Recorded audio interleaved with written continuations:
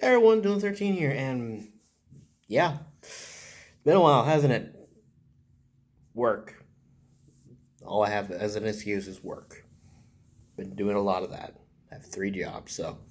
Anyway, enough of that. You're here for the WrestleMania recap from me. You're here at all. Anyway, this is a long show. This was a really, really long show. And it was good.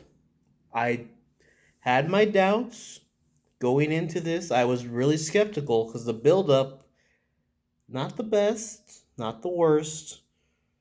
It was just okay. The build up for some matches was great. Some matches was they went a little too overboard. But yeah, this was a great show. And starting with the pre-show, I unfortunately had to run some errands, so I got home around 4:30. So I missed the cruiserweight title, so didn't get to see that. But congratulations to Tony Nese, Buddy Murphy. I like you. I hope you get the title back later. But this was a cool thing. Give it to the local boy. That's cool. Then we had the first match of that I saw was the second match on the card, of course, which was the women's battle royal. That was a good match, a solid match. Actually, I really like the battle royals because everything can happen. It's always fun when it does. Congratulations to Carmella. I did not actually pick. I didn't think anyone picked her to win, and in hindsight, that's kind of dumb because she was the one that would go or hide under the ring to make sure she was the last one out. That was a good, solid match. Then we had the first feel good moment of the night, in my opinion, because before this, like the battle royal and everything, that was something that like it's a battle royal. It's gonna happen. It's a good thing. And Tony Nese, again, good for him. I didn't watch the match, so I can't tell you for sure. But Curt Hawkins, as a fan of Curt Hawkins and a fan of Zack Ryder, he was actually one of the guys I liked watching back in the day when I used to watch wrestling before I got out. And yeah, like seeing these two who I felt to have deserved it for the longest time finally get their due at WrestleMania was awesome. Congratulations to them. Sorry to the Revival. I really like the Revival, but I have a feeling they're out the door anyway. They're probably going to go to AEW. That was nice, though. Then we had the final match of the pre-show, which was the Andre the Giant Memorial Battle Royal. I think everyone knew it was gonna be Strowman. It was fairly obvious. He was the only one they were building up to anything with. Mind you, it was building up to something stupid, but it was there. And it was nice seeing Matt in his old Team Extreme gear. That was actually pretty cool. Nice to see Luke Harper again. Hopefully he does something of consequence soon. Mustafa deserves better. Rude and Gable deserve better. The club deserves better. A lot of people in this match deserve better. So let's hope we get better soon. Another one that deserves better, I'm going to mention by name, Otis. I freaking love Otis. He's one of the funniest big men in wrestling right now. Actually, one of the ways I heard him described as by a friend of mine was if Chris Farley had somehow traveled into the future, learned how to wrestle, and joined the WWE. And I couldn't think of a more apt way to describe the man. The The fact that one of his signature moves is the freaking worm is amazing, and I freaking love him. He is an awesome guy. I hope that they give him and Tucker or the belts. Heavy Machinery is awesome. But yeah. Yep. Strowman won. No skin off my back. I don't think anyone else is either. The SNL guys had the, hey, we're going to hide under the ring. See if that works. Didn't work. It looked like they brought Chris Masters back in as the quote-unquote therapist, which was a bit of a funny way to do that, but oh well. Let's take a drink of some water, because I still have, oh boy. I have talked about 4 matches now. I still have a lot to go. This is a long card.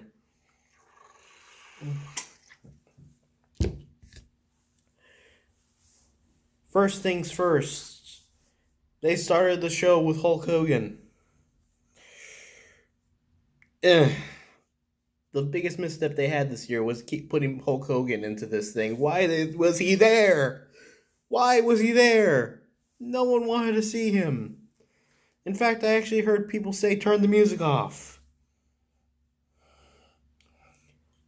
But as quickly as people were pissed off that Hulk Hogan was there, people were ecstatic when they saw Paul Heyman rush out the ring looking mad as hell that Brock Lesnar was not on last.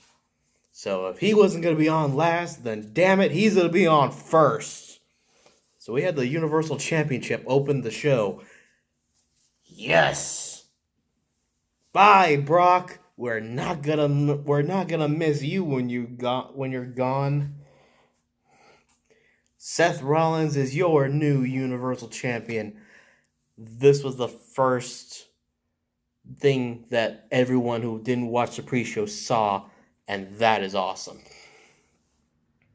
This, again, let me reiterate, this is the first thing that we saw.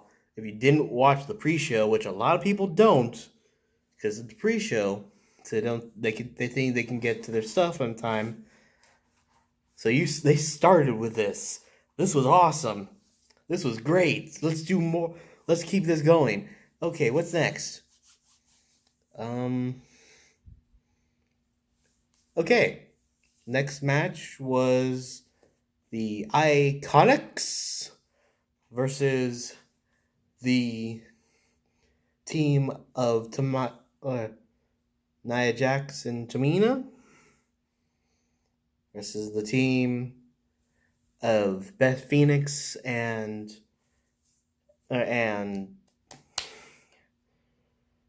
Natalia. Sorry, I'm tired. I'm tired / exhausted from watching this freaking 13-hour or this 5-hour pay-per-view versus the beautiful team of Sasha Banks and Bayley, who were my picks going into this.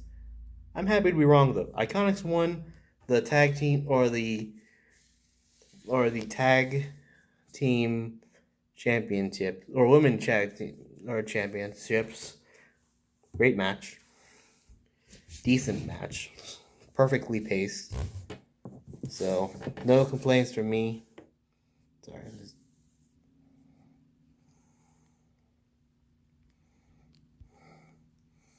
A little bit of a cheat sheet. Anyway, so we had that. That was nice. Then we had the Usos versus Aleister Black and Ricochet, Shinsuke Nakamura and Rusev, and The Bar. And the Usos retained, which is probably, from everything I can think of, is I think only 2 times that it actually happened tonight, which is kind of funny when in retrospect. But yeah, so the Usos retained. Decent tag team match.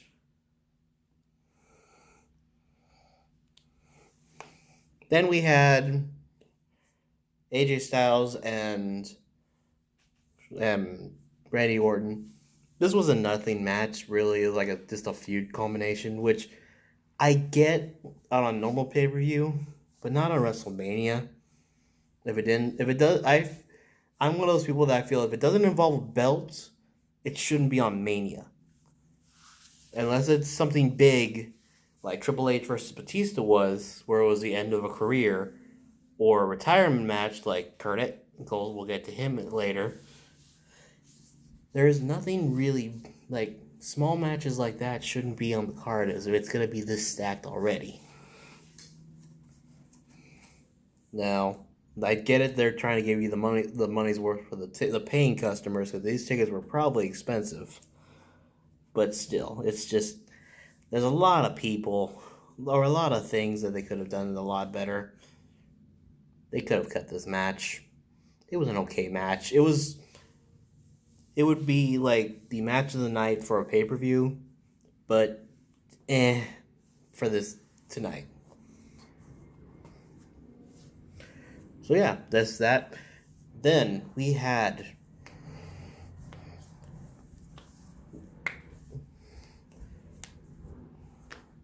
Kofi. Well, yeah, we did have Kofi Mania after that. Oh yeah, Kofi Mania was actually not the second to last match like I thought it would be. But yeah, I'm going to talk about this. I am going to talk at length about how happy this made me. This match stole the show. Why it wasn't on second to last, I don't know.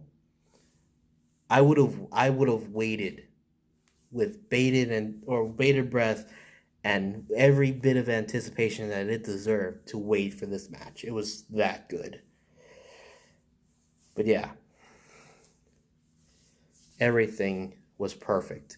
Daniel Bryan's ring attire, actually, I noticed this. I don't know if this was intentional or not, but it looked like it was more of like a natural style because when he came out, of course he had his all natural belt made of hemp, recycled wood, and river stones and stuff like that. Which again is probably one of the best decisions they ever made for Daniel to have. Then they looking at his stuff, it looked like it was all natural fibers, which again would make sense for in character for him to do, and it looked like it was all browns and whites, so it was all natural tones, so it didn't look like there was any color. Like, of course, he wouldn't use any dyes because dyeing is unnatural. And then, in contrast, you have the New Day, who come out in, of course, the best, or they come out with the New Day's gear, which you can just try to describe, but it's just the New Day's gear. Everyone knows it's going to be out over the top and out there, and every bit as good as it needs to be.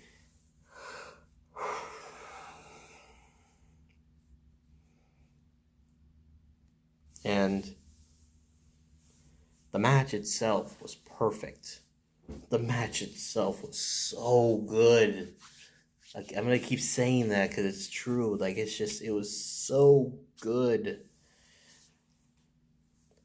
Like, the look on Daniel's face when Kofi kicks out of his knee.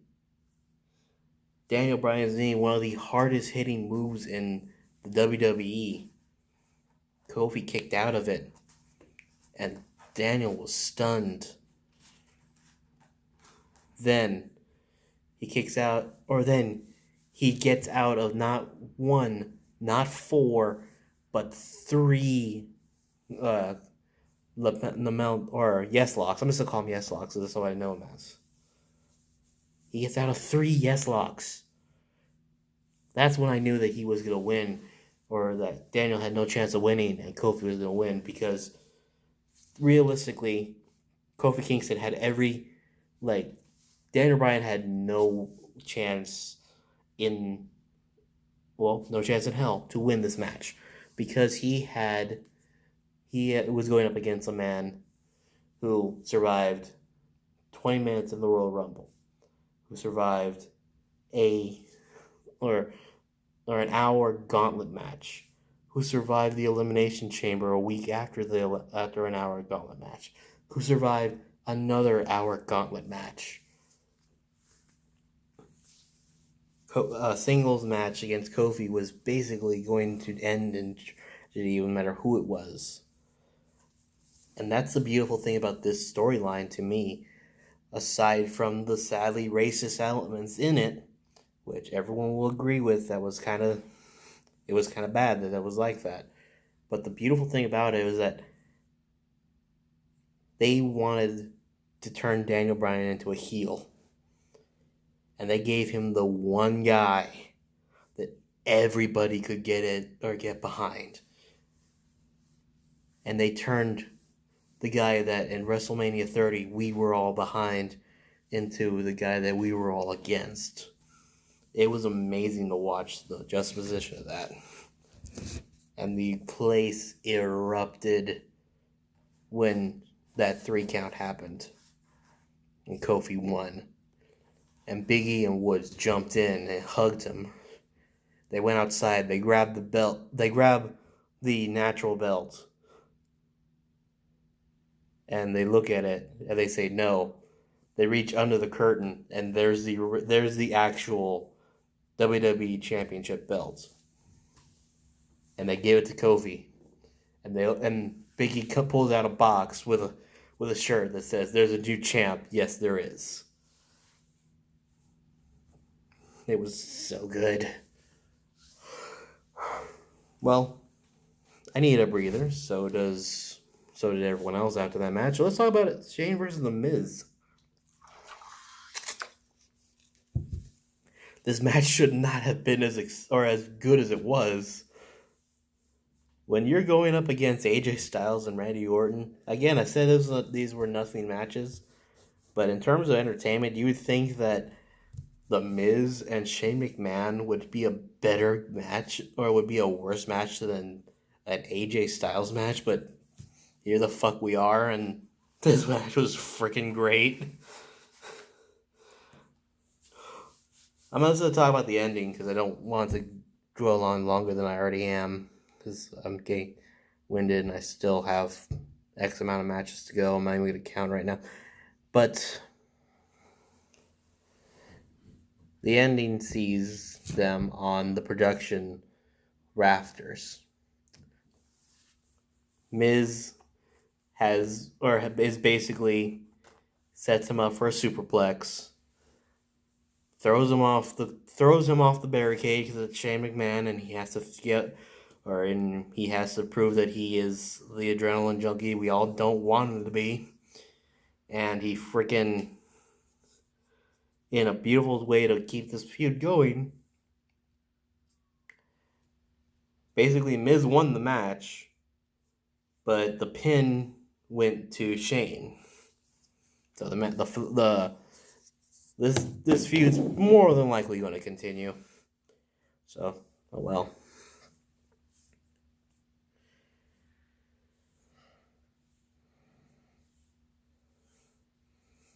And we had the after that, I believe we had the Hall of Fame guys come out. That was cool. Nice to see them. Samoa Joe versus Rey Mysterio was after that. This match literally lasted 1 minute, so I'm not going to dwell on any longer. Joe won with the Katina Clutch, which I could have told you was going to happen a week ago. It was actually telegraphed when they actually announced that he had come out, or that there was like speculation that he wouldn't be able to wrestle because Ray got injured. And so I was like, okay, cool. So Joe's going to win. And then after that was Roman Reigns versus Drew McIntyre. And Drew McIntyre had no chance in hell once again, because he was going up against a man, although ironically enough we all booed him for the last 5 years. It turns out after having cancer, it kind of changes your thought process on the man. We weren't cheering Roman. We were cheering Joe. So, yeah. Roman Reigns won. It was a decent match. Good breather for what happened next, which was the Elias segment. Or should I say, the Thugonomics segment. Because after an admittedly hilarious thing where on the giant jumbotron that they have Elias Elias playing the drums and then another version of Elias playing a piano, playing with the Elias that's in the ring, which is actually a really good use of that. That was actually really kind of cool. All of a sudden, we on the thing it says breaking or special bulletin. It shows the infamous Babe Ruth calling his shot or a shot moment from 19 whatever it was, I think the 30s. And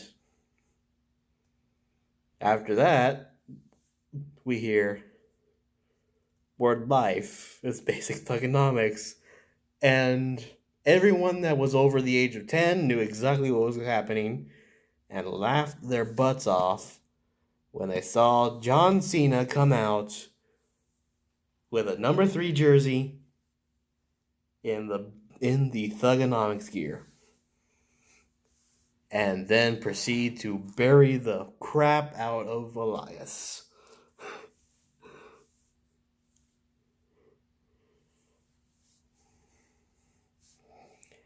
I don't want to repeat some of the stuff he said out of fear of YouTube retaliation, even though I've already cursed a couple times in this video, so I'm just going to refrain.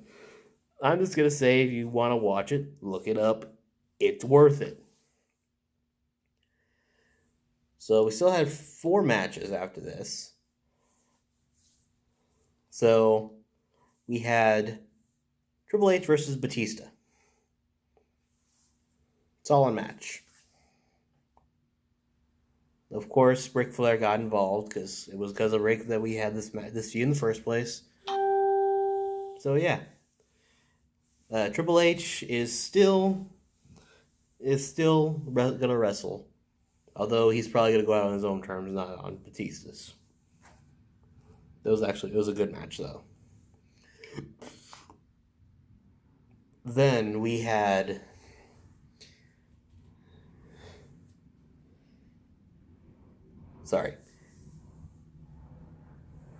Then we had the heartbreak moment of the night.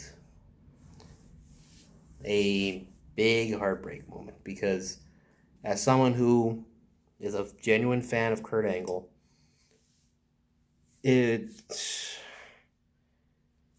I know why they did the way they did it, but Baron Corbin was not the guy we needed to see retire Kurt. I said it. Kurt said it. Everyone else said it. Baron Corbin won. And one last time we chanted "You suck" to Kurt Angle.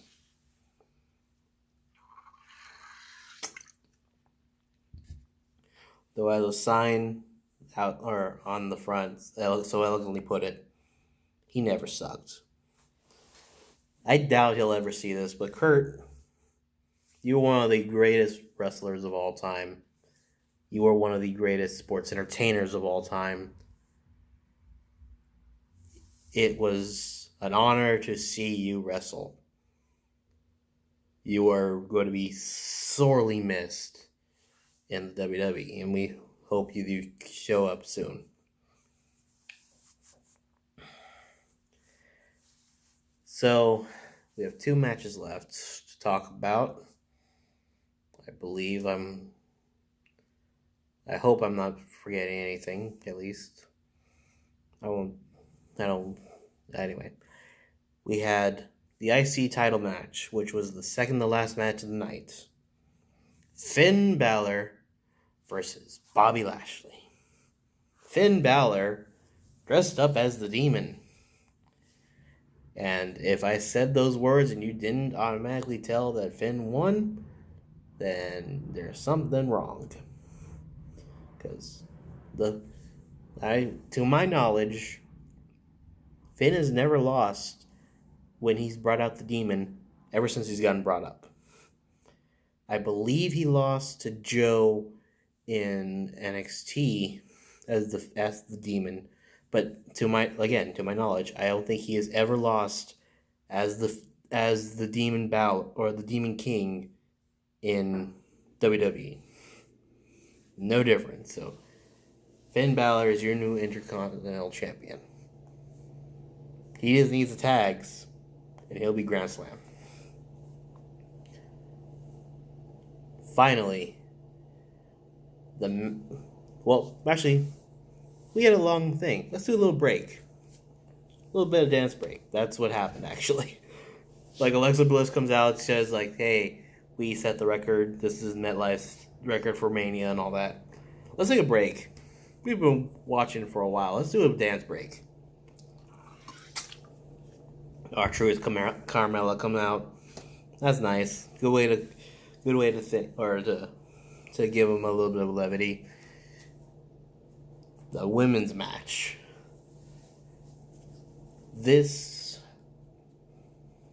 for everything I said about Seth, for everything I said about Kofi, this was exactly the reason, or exactly the way they needed to end WrestleMania. It was with Charlotte Flair, Ronda Rousey, Becky Lynch as the main event for a winners take all. They brought out a table.